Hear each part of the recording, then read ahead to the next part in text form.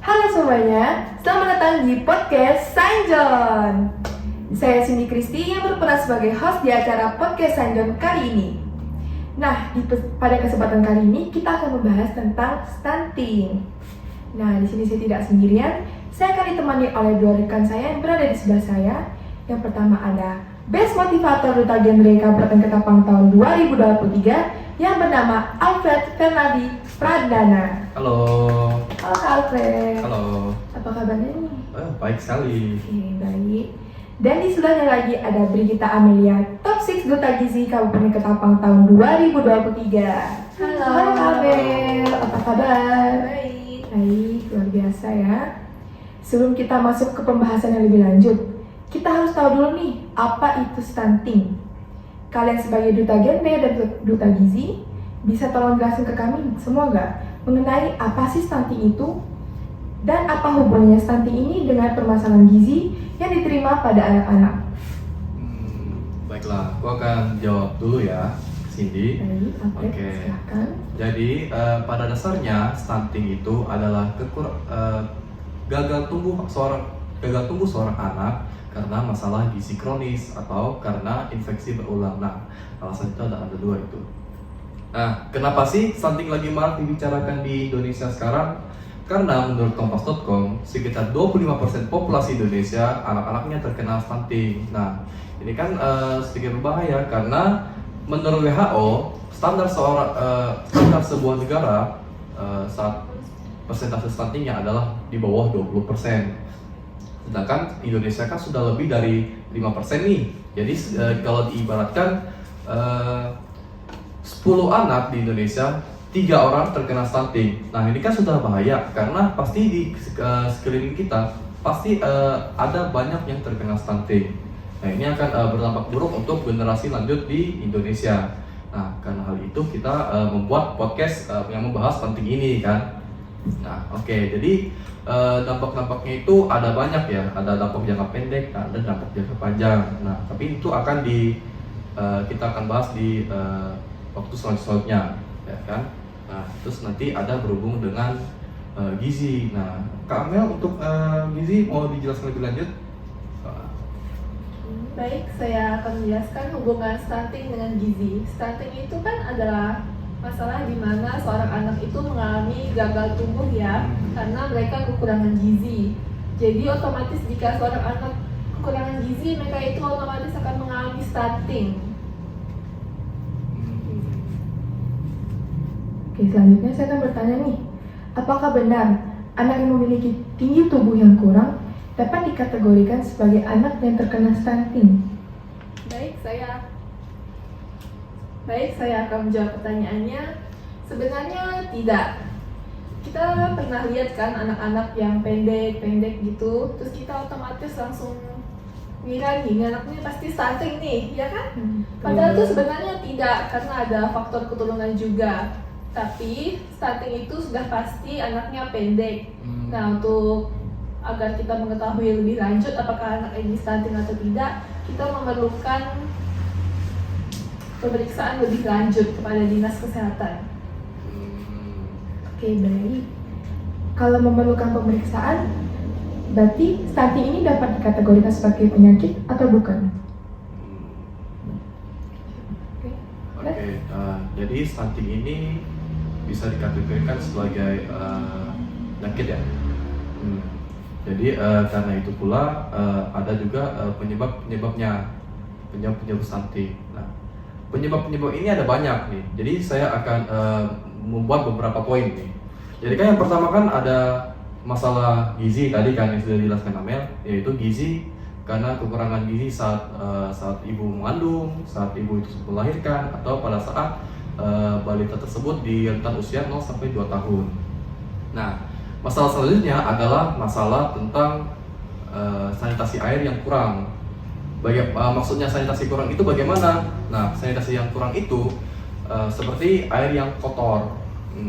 Berarti di lingkungannya air itu tidak yang bersih, lingkungan kotor. Jadi karena tidak ada air lain, jadi terpaksa menggunakan air itu. Padahal itu tidak bisa. Mengapa tidak bisa? Karena kan itu sudah tahu kita air kotor itu kan. Kita tidak tahu air itu berasal dari mana saja. mungkin saja air itu berasal dari got, selokan, kita tidak tahu. Dan terus di air yang kotor tersebut pasti ada bakteri di dalamnya. Bakteri itu bisa bakteri yang membuat infeksi gitu lah. Nah, karena hal itu pada saat kalian mengurus bayi, pada saat bapak ibu mengurus bayi, terutama ibu ya, karena biasa kan ibu kan yang mengurus bayi. Nah, pada saat ibu mengurus bayi harus diperhatikan dengan apa itu namanya, dengan cermat lah, dengan cermat. Lalu selanjutnya adalah karena penyebabnya karena infeksi yang berulang.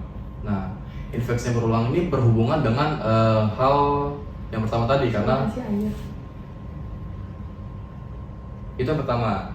Nah, kasih ini gimana sih? Nah, yang kedua adalah masalah infeksi yang berulang. Nah, infeksi ini seperti apa? Nah, jadi pada rentan usia 0 sampai 2 tahun, ketika balita tersebut terkena penyakit seperti penyakit demam atau penyakit infeksi pernafasan, gizi yang dia terima tidak bisa disalurkan dengan baik. Kenapa? Karena ada masalah kesehatan tadi, karena ada penyakit tadi.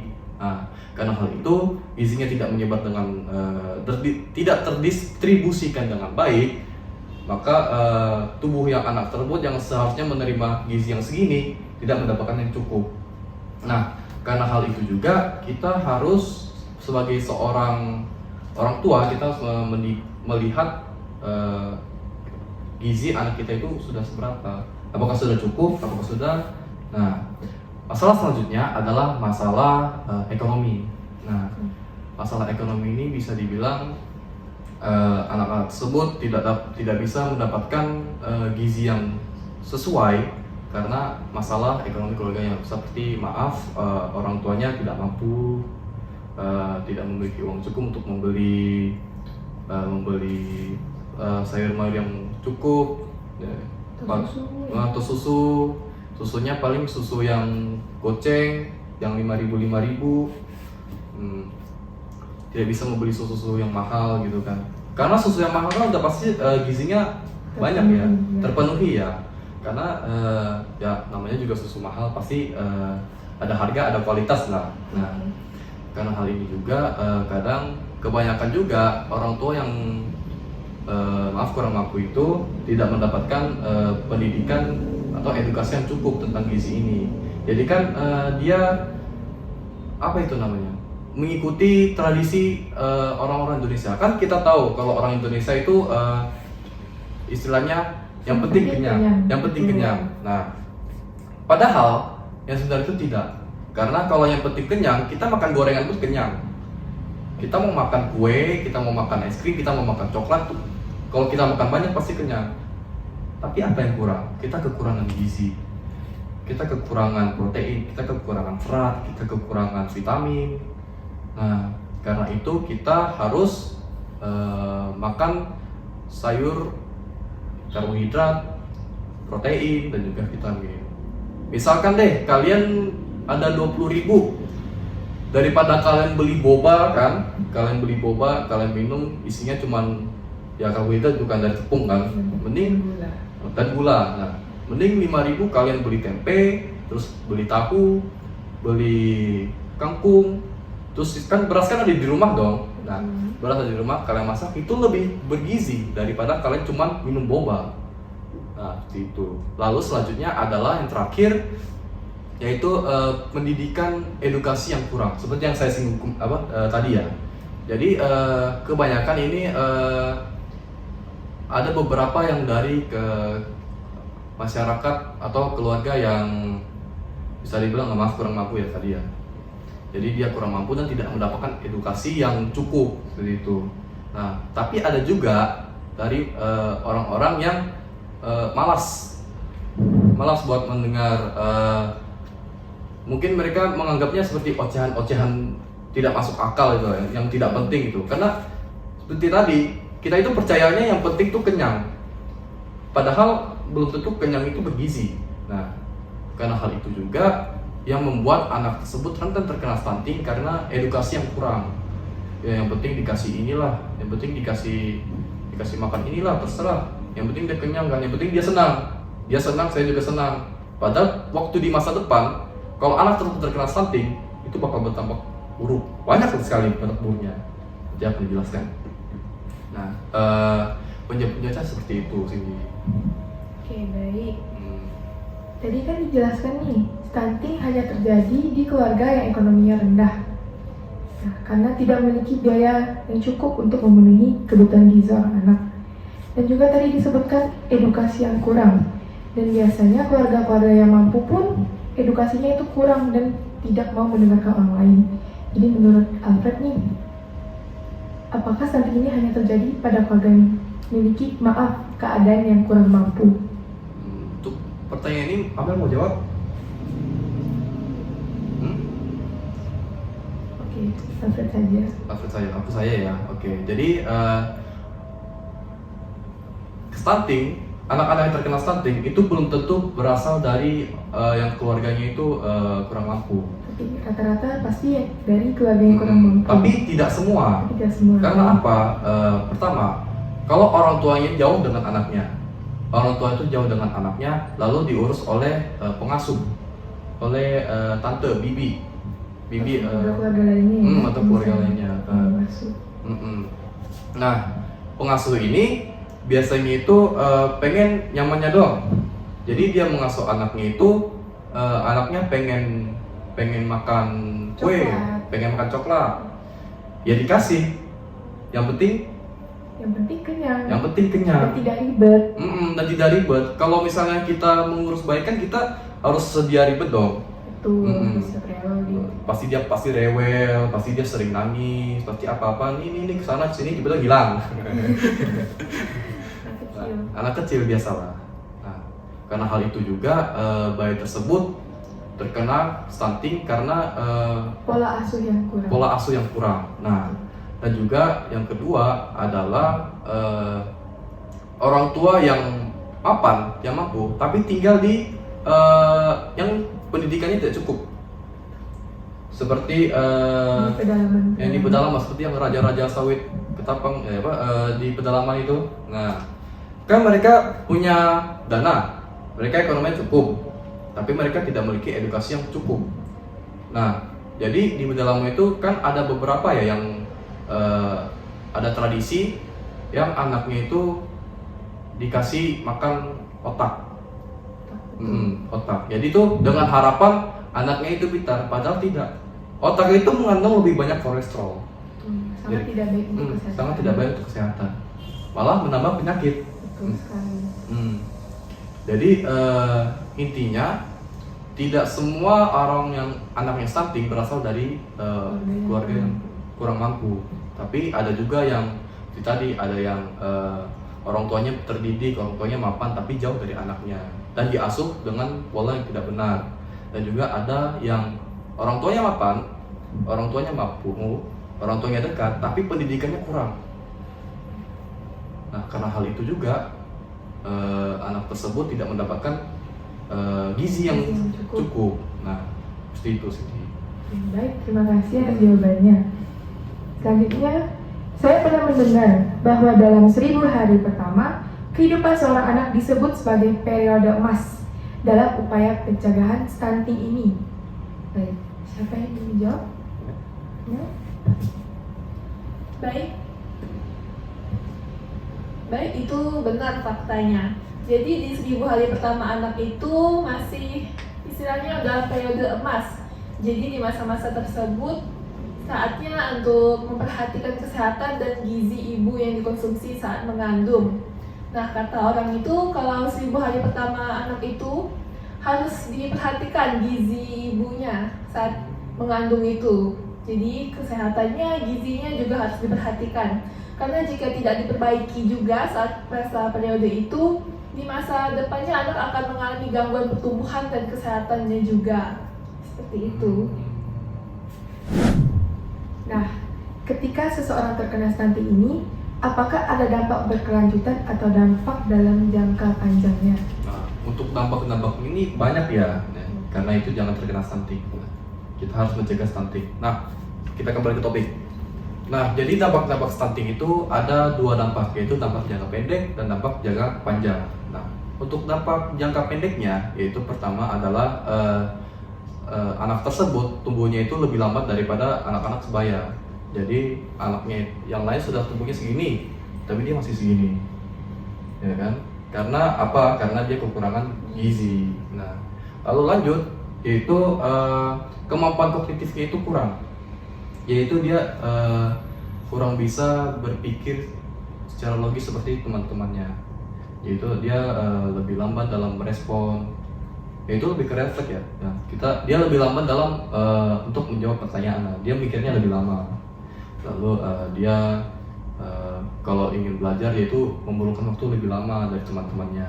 Nah, lanjut lagi yaitu dia rentan terkena penyakit karena imun sistemnya imun tubuhnya itu lemah. Kira-kira penyakit apa aja nih yang bisa dialami oleh orang yang terkena stunting? Ya, penyakitnya itu seperti orang-orang biasa, tapi dia itu Penyakitnya lebih parah, lebih sering, lebih sering. seperti masuk angin, seperti demam biasa, lalu seperti penyakit batuk atau pilek, flu. Kan kita kalau orang-orang biasa yang gizinya terpenuhi bisa terkena itu, tapi sehari dua hari langsung sembuh. Kalau orang yang terkena stunting itu biasanya dia akan lebih lama sembuh dan lebih sering terkena, karena terkena hujan dikit demam, keringatan, naik motor, malam-malam sebentar masuk angin. Nah, jadi dampaknya itu. Lalu kita lanjut ke dampak jangka panjang. Nah, untuk dampak jangka panjang yaitu yang pertama adalah yaitu berpengaruh kepada edukasi sang anak. Nah, karena kemampuan kognitifnya itu kurang, jadi anak-anak tersebut akan berpengaruh dalam hal pendidikannya. Ya, dalam kelas dia akan lebih kurang bisa memahami pelajaran. Dia memerlukan bimbel, ya kan? Nah, lalu dampak selanjutnya adalah dia bisa terkena penyakit kronis, yaitu kronis seperti demam panas, demam parah, terus masalah pernafasan, infeksi pernafasan, dan masalah kronis lainnya, penyakit kronis lainnya. Lalu yang terakhir itu dia bisa cacat pada saat muda. Nah, cacat ini seperti apa? Contoh, pada saat usia balita tersebut 1 tahun, dia awalnya baik-baik saja, gizinya terpenuhi, pola makannya diatur, tapi pada suatu masa dia terkena demam yang sangat-sangat parah. Nah, pada saat demam itu dia tidak diberikan perawatan yang cukup baik. Jadi dia demam itu berlangsung sampai berminggu-minggu. Nah, karena hal itu gizinya itu tidak terdistribusikan dengan baik. Nah, karena hal ini ada satu kasus bayi tersebut terkena demam selama beberapa minggu, dan pada saat tumbuh bayi tersebut ternyata kakinya itu panjang sebelah. Karena apa? Karena gizinya itu tidak tersalurkan dengan baik. Nah, karena hal itu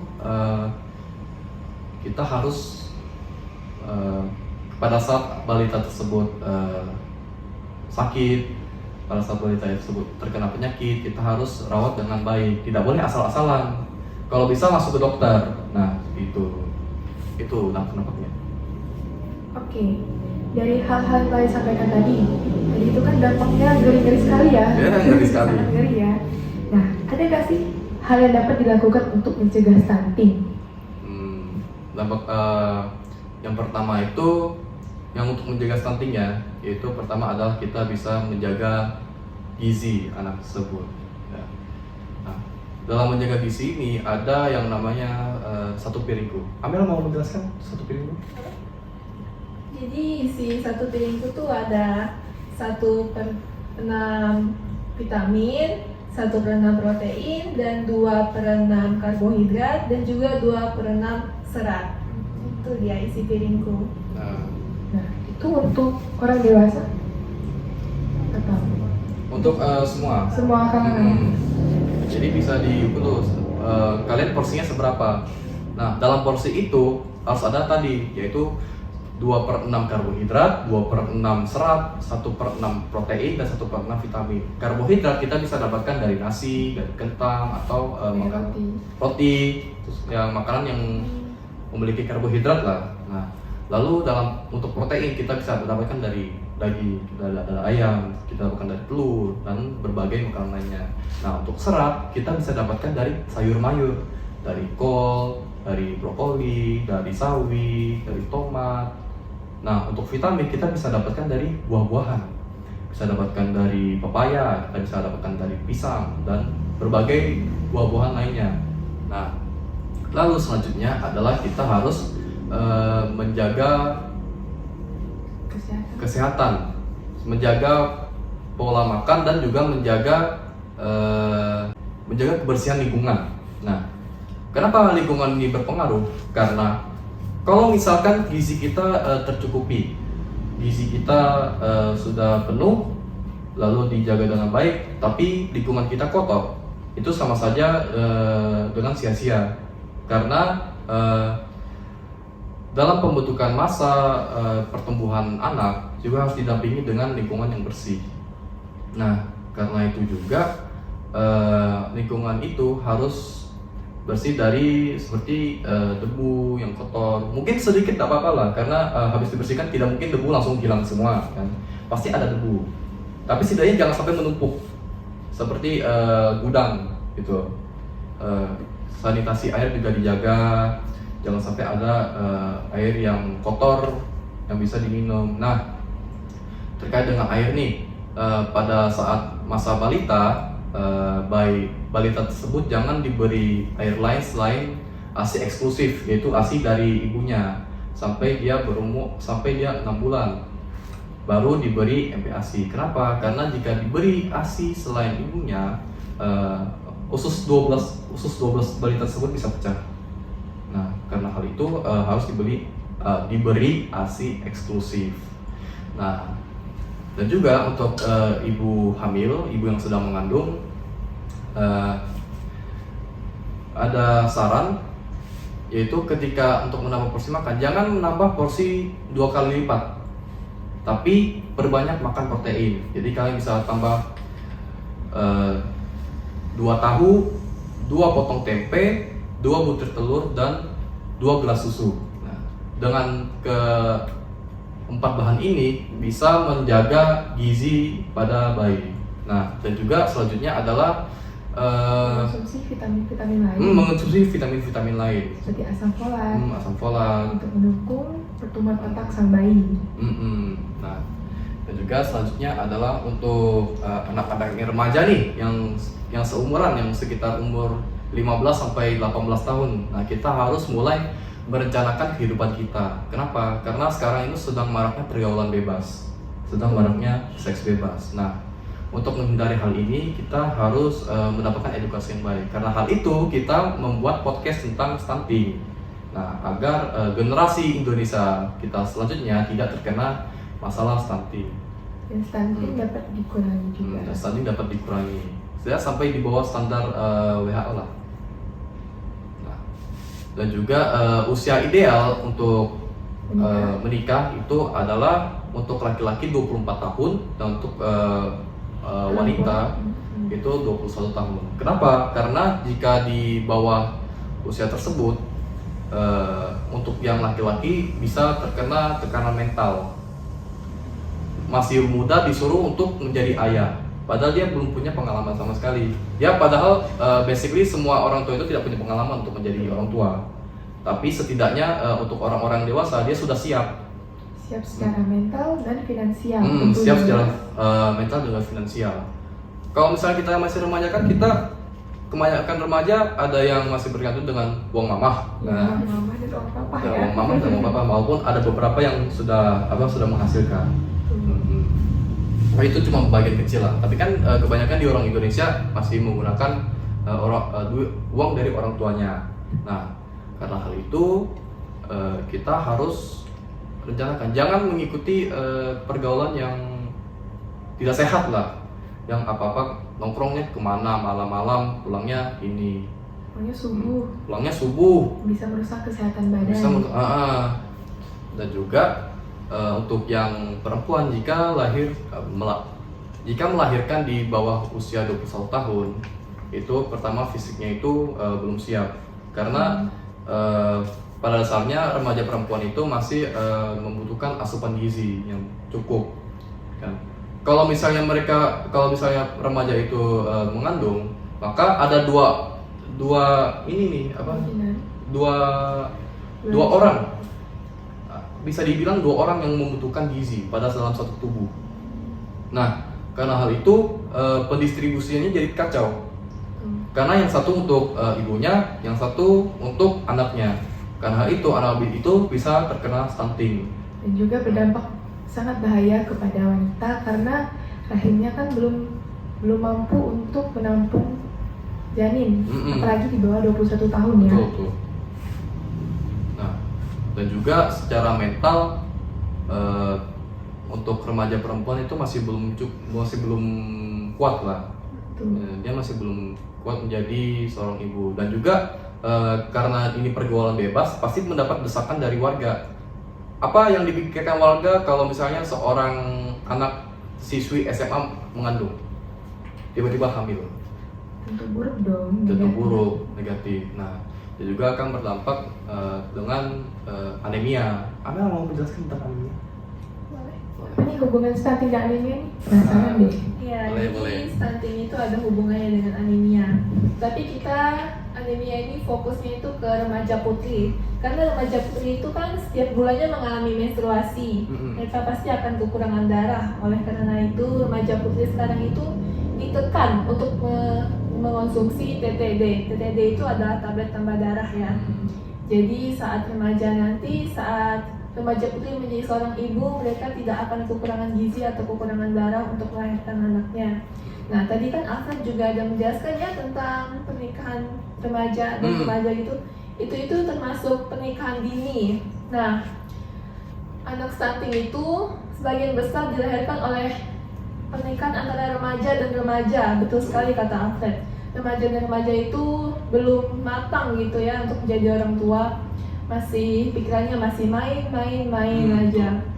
Nah, mereka misalnya ada dua remaja nih, mereka pacaran, masih di bawah umur. Mereka mikirnya udah ya main-main aja, gak bakal terjadi apa-apa kok. Nah, setelah udah terjadi, gimana nih? Mereka nggak bisa apa-apa, masih di bawah umur lagi kan, masih belum bisa cari uang. Taunya cuma cinta. Taunya cuma cinta aja. Nah, mereka kan edukasinya ini belum tinggi gitu ya, belum cukup. Belum pengetahuannya itu belum luas gitu, seluas orang dewasa belum. Jadi seorang ibunya ini jaga nggak tahu gimana harus menjaga anak dalam kandungannya itu, belum tahu gizi yang harus diperlukan untuk ibu hamil itu seperti apa.